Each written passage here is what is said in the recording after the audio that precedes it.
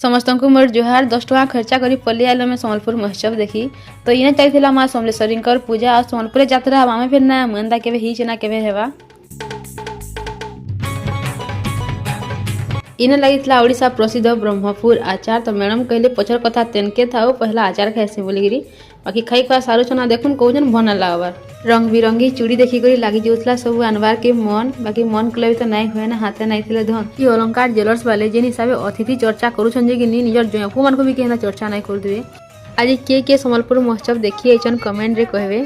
Sangeeta madam को देखुन जही आचार ताही से ढुसी गुची ही होती आचार खावा ले बोलिकी आसे जिन हिसाब से पचरो भी थे ना आचार वाला भी भावला 2 केजी के घिनबे के गा बोली गई लेकिन मैडम खाई पड़े आले आचार वाला जाने भी ना पाला।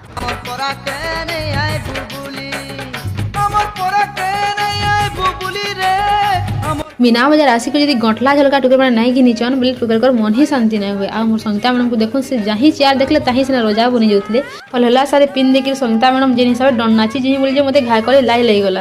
वीडियोटा लंग हो जाए बोले पार्ट 2 वीडियोटा बनामी देखबार के बिल्कुल भी नहीं भूलबे।